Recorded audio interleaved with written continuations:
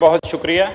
मैं ये बात कहना चाहता हूँ कि वज़ारत दाखिला का काम है कि मुल्क के अंदर अमन व अमान की सूरत हाल को कंट्रोल करना और जो मंशियात मुल्क के अंदर यूनिवर्सिटीज़ के अंदर जितने सूबों में जा रही है उसको कंट्रोल करना।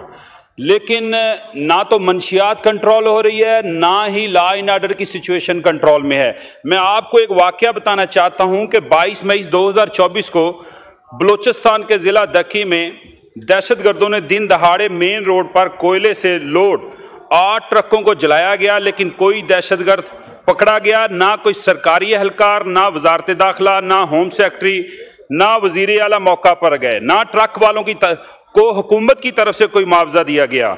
इससे पहले हरनाई ज़िला में भी 42 कोयले के लोड ट्रकों को जलाया गया। सर, लॉ एंड ऑर्डर की सिचुएशन तो ये हो चुकी है कि जब आप पाकिस्तान तहरीक इंसाफ को पूरे मुल्क के अंदर टारगेट करेंगे तो आपका जो फोकस है, जो आइन ने आपको फोकस दिया है कि मुल्क के अंदर आपने लॉ एंड ऑर्डर सिचुएशन को कंट्रोल करना है, लोगों के फंडामेंटल राइट को आपने उसको तहफ़्फ़ुज़ देना है। सर, हर चीज़ में तो ये चीज़ फेल हो चुके हैं, तो किस चीज़ के इनको फंड दिया जाए?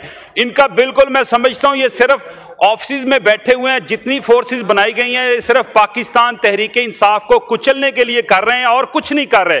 लेकिन मैं आपको आज भी ये कहना चाहता हूं, बल्कि हुकूमत को ये मेरी एडवाइस होगी कि कैदी नंबर 804 को यहां लेके आए और उनसे माफी मांगे, और मैं आपको बताऊं और इस मुल्क के हालात भी बेहतर हो जाएंगे और ये मुल्क भी तरक्की करेगा और लोगों की जो अंदर की ख्वाहिश है वो भी पूरी हो जाएगी। बहुत शुक्रिया।